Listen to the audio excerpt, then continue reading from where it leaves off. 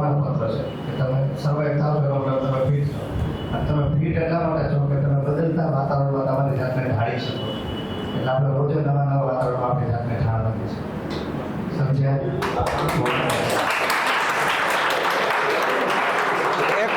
એક છેલ્લી ટીપ, તો છેલ્લી ટીપ્સ આપણે લઈએ સાહેબ પાસેથી. જ્યારે સફોકેશન થવા મળે, પેશન્ટ એમ કે સાહેબ મને ગભરામણ થાય છે અથવા તો ફેન્ટનેસ થાય છે, ડ્રેસિંગ કરતા હોય ને પેલું થાય છે, શ્વાસ લેવામાં તકલીફ પડે છે, કાર્બોવેજ 10 mનો એક ડોઝ સિંગલ પીલ્સ આપી દેવાની એટલે તરત પહેલાંનું રેસ્પિરેશન એ થશે. મારે ત્યાં એક પેશન્ટ આવ્યું, 4 દિવસથી તાવ આવતો હતો, ટેબલ ઉપર બેઠો હતો, ઓલું ટેબલ હોય ને નાનું એવું, દોડ દઈને પડ્યો તો મને તો મારા હાર્ટબીટ વધી ગયા. મેં કીધું આને શું કરવું, હજી તો કંઈ કર્યું નહોતું ને પડ્યો. પછી એને શું કર્યું,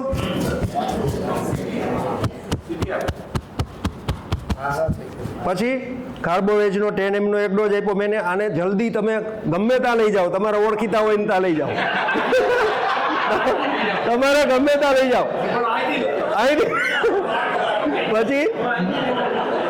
પછી એને રિક્ષામાં પેલો બીજો ભાઈ હતો ને, બીજો ભાઈ એ એને ત્યાં ગાડી રિક્ષામાં બેસાડીને લઈ ગયો. ઓલા ગાડીને ફોન કરતા હતા, સમજ્યા? તારે ગાડી બાડી એનું મગજ નહીં લડાવવા દેવાનું, તમારે ટાઈટ થઈ જવાનું. તમે ટાઈમ બગાડોમાં, અહીંથી આને ઉપાડો, સમજાણું? નહીંતર ઓલો ગાડીમાં આવે અને પેલો કરે ત્યાં તો પેશન્ટ મરી જાય. એટલે જ્યારે સિચ્યુએશન જે છે ને એનું રિએક્શન જોવાનું ને રિએક્શન પ્રમાણે તમારે કામ કરવાનું, તો તમે માસ્ટર થઈ જાઓ. સમજાણું? એને કાર્બોવેજ પછી પહેલાંનો ફોન આવ્યો મને કે સાહેબ પહેલાંને રિક્ષામાં જ સારું થઈ ગયું છે, કાંઈ જરૂર નહોતી બીજે જવાની, પણ અમે બતાવવા માટે ગયા અને પાછા 15 દાડા પછી પેલા બેન આવ્યા. મેં કીધું પહેલાંને કેમ થયું? કે સારું થઈ ગયું હતું, કંઈ જરૂર નહોતી, કંઈ તકલીફ નથી.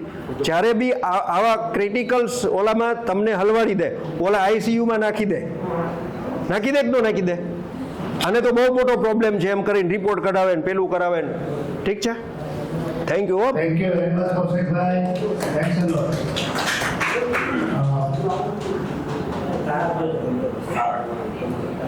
હા, એ ચાલુ રાખજો, કાલે હોય તો.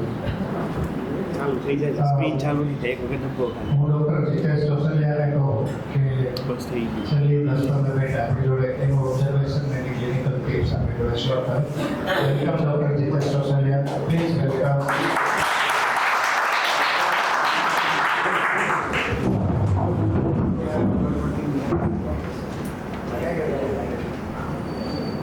એકચ્યુઅલી કેવું છે, ઘરેથી ખાઈને ગયા હોય, ભજીયાનો પ્રોગ્રામ હોય એટલે જોરદાર ભજીયા બનાવ્યા હોય, પણ આપણને શું કહીએ ખબર તો આજે મજા ન આવે. અને 10 દિવસથી ખાધું ન હોય અને એને જ ભજીયા 3 જ મળે ને, અને ધીરે ધીરે મળે ને અને શાંતિથી મળે ને તો બહુ મજા આવે. આવી એક હ્યુમન સાયકોલોજી છે અને તથ્ય છે.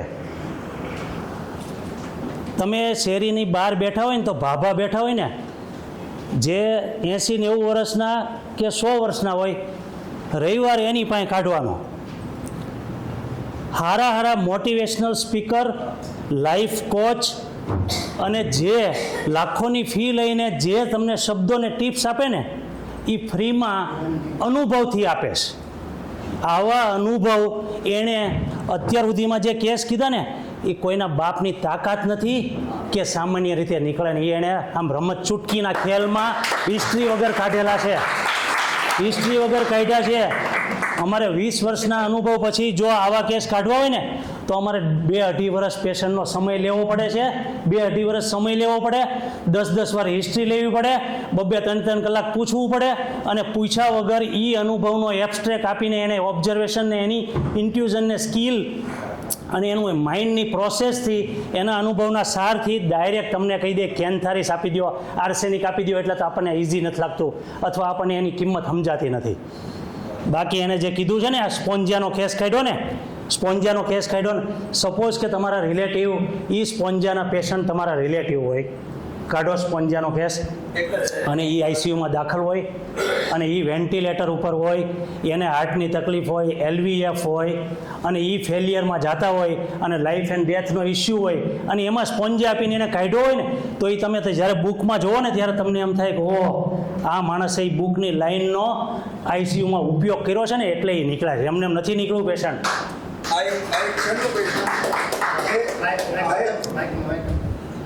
આજે 11 ની લાઈન હોય ને, 11 આપણે 11 ની લાઈન, એમાં શોર્ટ સર્કિટ થયું હતું.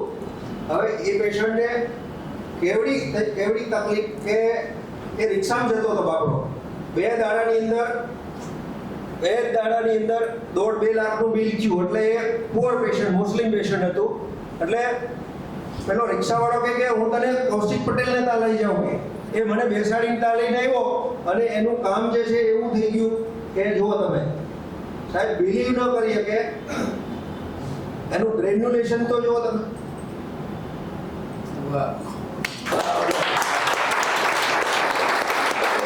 ગ્રેન્યુલેશન થાય ને, ગ્રેન્યુલેશન સ્લો રિકવરી હોય, પણ હવે એને કેલોઇડ બી જતા રહે છે.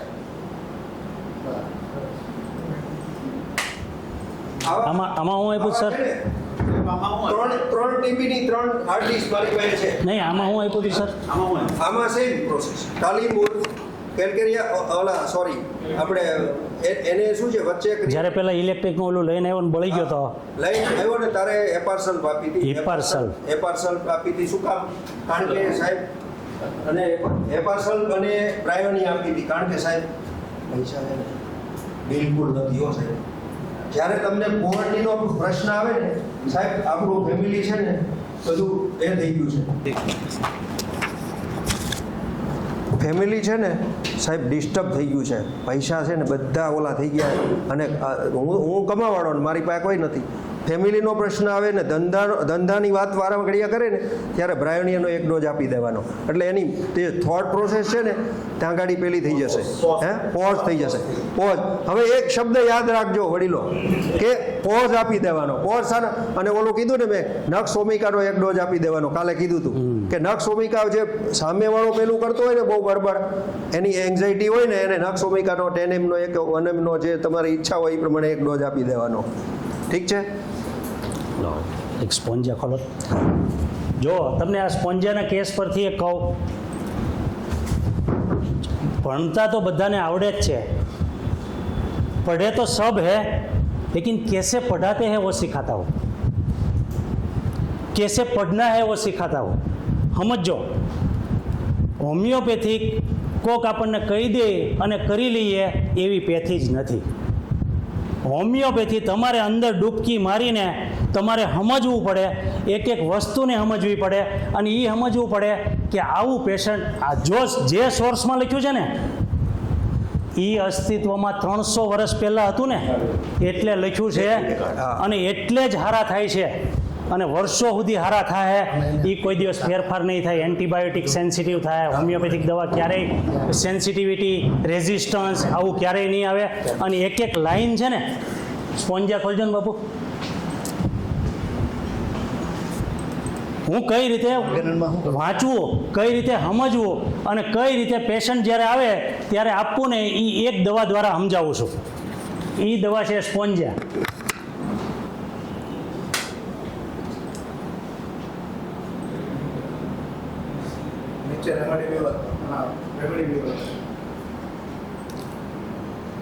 એ ખોલે ત્યાં સુધી એક કેસ કહી દઉં.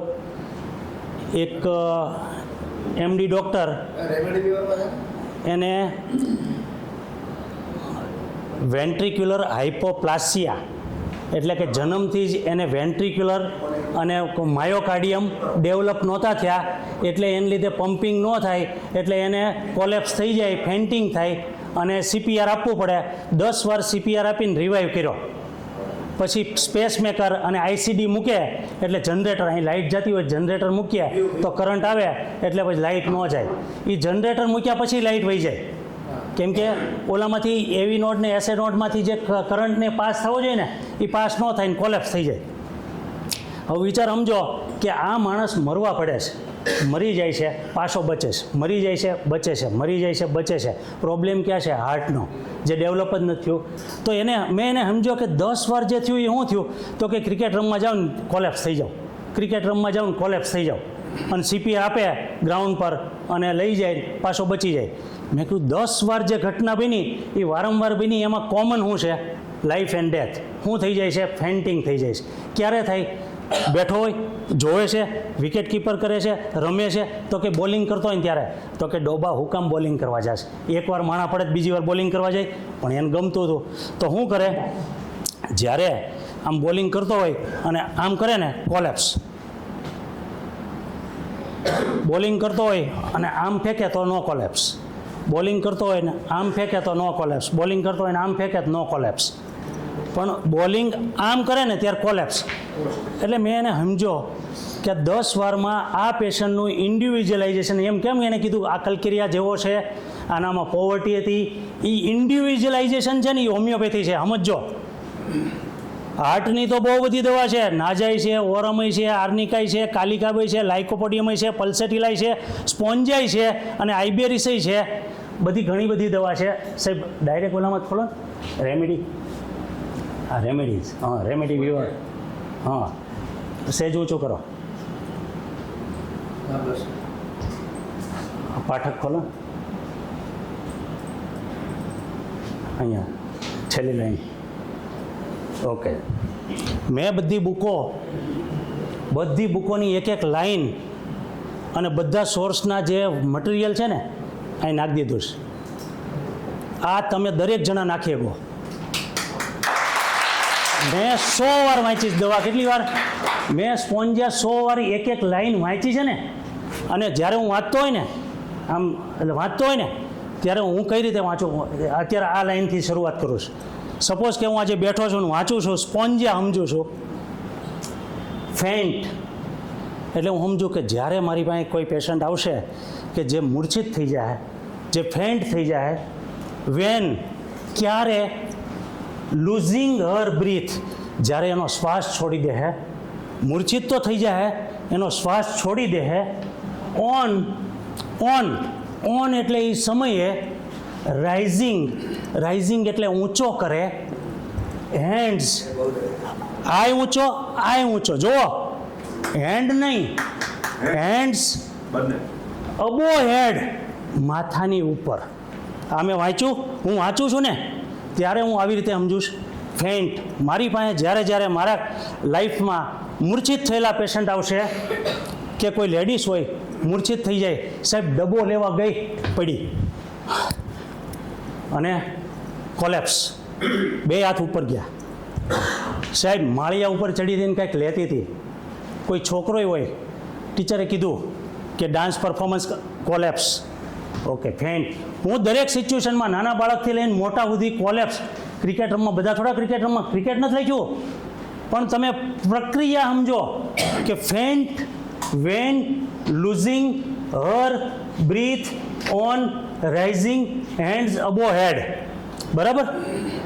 ત્યારે મૂર્છિત થાય. તો હું ખાલી સ્પોન્જિયા એક જ આવું થતું હશે એટલે હું પછી ફરી પાછું ખોલો કારા. હવે સર્ચ, એમાં એકમાં આ એક પેલું છે ફેન્ટ, આમાં અબો. મટીરિયાથી સમજો હું, હવે રેપર્ટરીથી સમજો તો 3 જણા છે.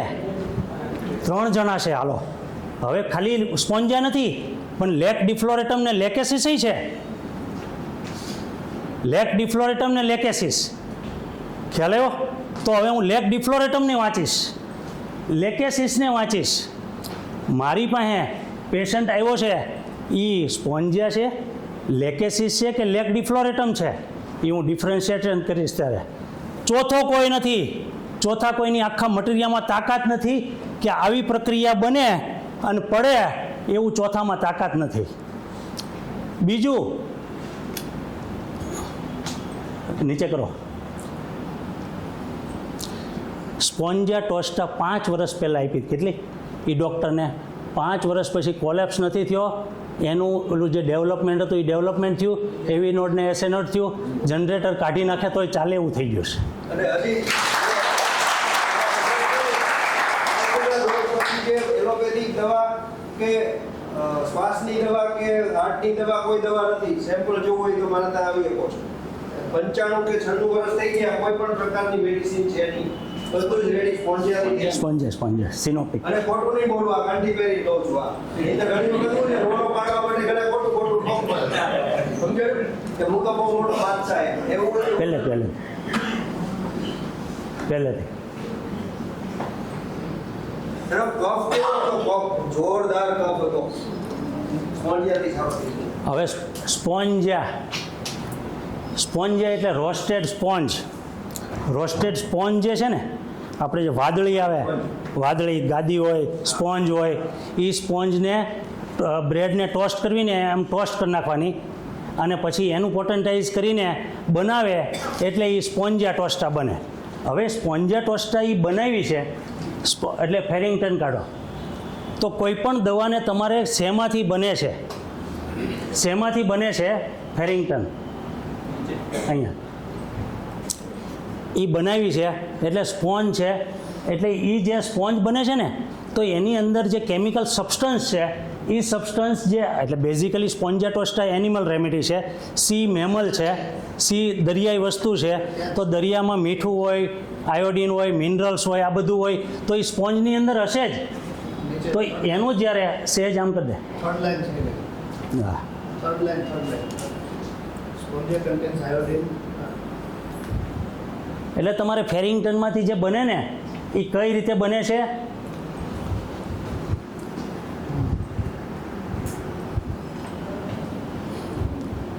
It differ from the iodine in first place adapted to light complexion person. ગોરા લોકોને આયોડમ કેમ કાળા લોકોને હોય એમ ગોરા લોકોને it has not same property producing the plastic and fibrous exudation that iodine has. Plastic એટલે ફાઇબ્રિન એક્સેસ ને થિકનેસ ને hardness ને induration, myxomatous wall, thickness of the heart wall, hypertrophy of the heart, hypertrophy of the pericardium, આવું બધું આવશે. Not the same property producing the effect. However, the structure is similar to influenced by halogens. Halogen એટલે chlorine, fluorine, bromine, iodine, and especially in a glandular system.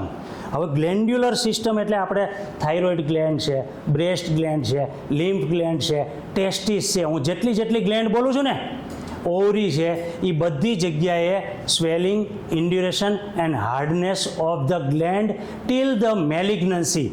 એટલે inflammation of the breast, મસ્ટાઇટિસથી લઈને induration of fibroadenoma of the બ્રેસ્ટથી લઈને CA breast, inflammation of ટેસ્ટિસથી લઈને ઓર્કાઇટિસથી લઈને સીએ ટેસ્ટિસ, ઇન્ફ્લામેશનથી લઈને કેન્સર સુધીનું પ્રોડક્શન ગ્લેન્ડ્યુલર સિસ્ટમ પર સ્પોન્જિયા કરે છે. તમે રૂબ્રિકથી જાઓ, મટીરિયાથી જાઓ, અથવા જ્યારે તમારી પાસે રિપોર્ટ લઈને આવે ત્યારે થાય.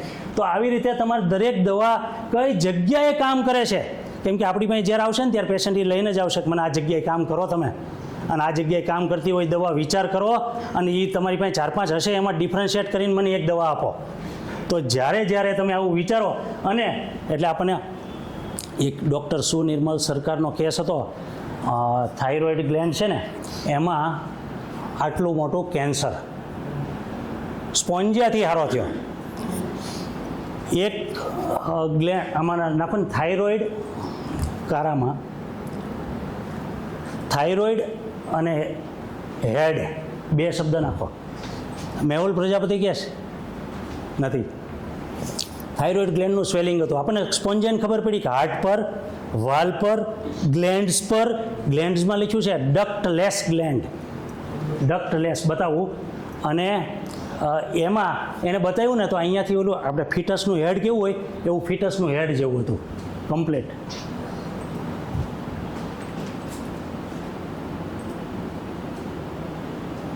નહીં,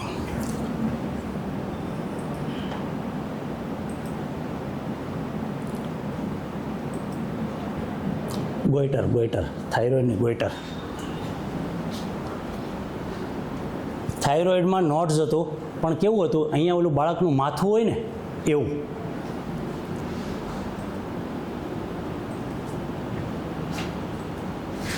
નહીં નહીં નહીં, એક જ મિનિટ.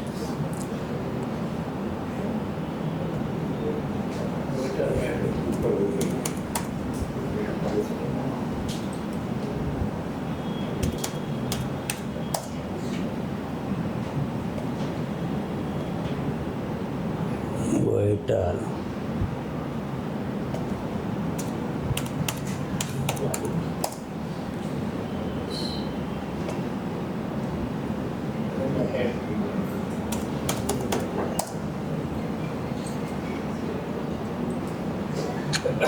એમ તો રહેવા દે.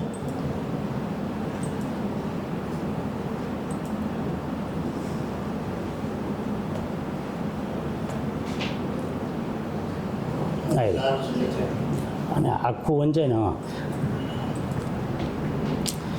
ગોઈટર થાઇરોઇડ લાર્જ, મોટું હતું. Knotty large as a child's head, છોકરાના માથા જેવું માથું હોય ને એના જેવું. Iodum is only remedy. આવું કહો, આખા મટીરિયલમાં ક્યાંય નથી.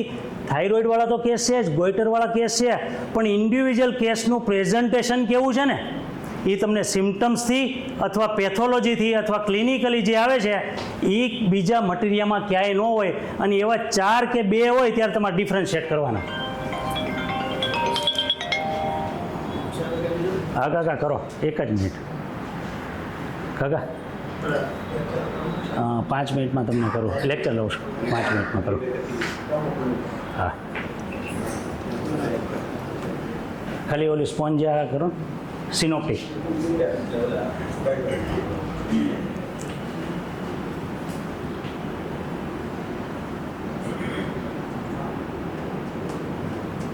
સિનોપ્ટિક હા.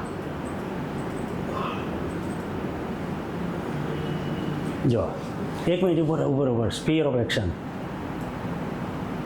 હાર્ટ, તો તમારે હાર્ટના આ મેડિસિનમાં હાર્ટમાં ઇન્ફ્લામેશનથી લઈને ઇન્ડ્યુરેશનથી લઈને એનું ફંક્શનથી લઈને જે પ્રોબ્લેમ થાય ત્યારે વાલ, તો વાલ છે તો આપણે વાલમાં ટીબી થયું હોય અને પછી એના ઉપર ઇન્ફ્લામેશન થઈને ફાઇબ્રિસ એક્ઝ્યુડેશન થઈને માઇક્ઝોમેટસ વાલ થઈ જાય, એક્ઝ્યુડેશન ઓફ વાલ થઈ જાય, થિકનેસ ઓફ ધ વાલ થઈ જાય, નોન ફંક્શનિંગ ઓફ ધ વાલ થઈ જાય, ત્યારે લેરિંગ્સ એટલે આપણે ઓલો સિબિલન્ટ કફ નથી કીધો, જ્યારે ઇન્ફ્લામેશન થઈ જાય, વાયરલ થાય, ટ્યુબરક્યુલર થાય ને પછી એની ઉપર ફાઇબ્રસ એક્ઝ્યુડેશન ને એવું ડિપોઝિશન થઈ જાય અને એને લીધે સિબિલન્ટ કફ આવે, હોર્સનેસ ઓફ વોઇસ થઈ જાય, લેરિન્જાઇટિસ થઈ જાય. ત્યારે ટ્રેકિયા, તો કે ટ્રેકિયામાં ડ્રાયનેસ થઈ જાય અને એમાં ઇન્ફ્લામેશન થઈ જાય, ઇન્ડ્યુરેશન થઈ જાય, ટ્રેકિયાઇટિસનું હાર્ડનેસ ઇન્ડ્યુરેશન થઈ જાય. ત્યારે પ્રક્રિયા સેમ સમજવાની. સ્ફિયર ઓફ એક્શનમાં આપણે જે આ દવા પ્રક્રિયા કરે છે એ સેમ જ સમજવાનું. એટલે ક્રોનિક બ્રોન્કાઇટિસ, ગ્લેન્ડ્સમાં ઇન્ફ્લામેશન, ઇન્ડ્યુરેશન, હાર્ડનેસ અને મેલિગ્નન્સી. હવે ગ્લેન્ડ્સમાં એક લખેલું છે thyroid gland, testicular gland, lymphatic glands.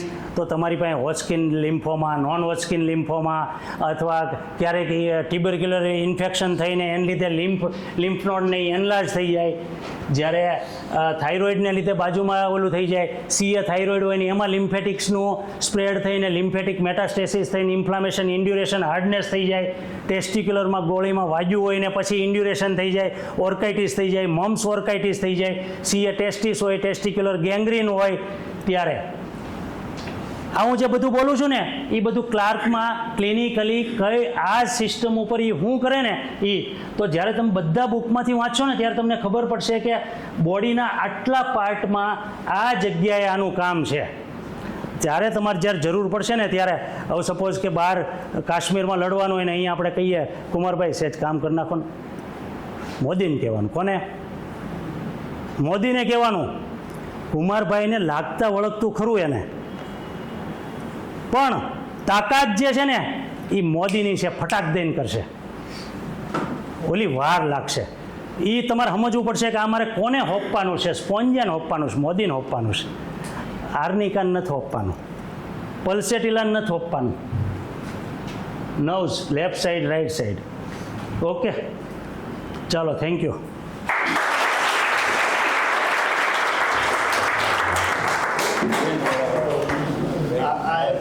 શું કહેવાય, શુક્ર ઓવર હતી આપણા આજના દિવસને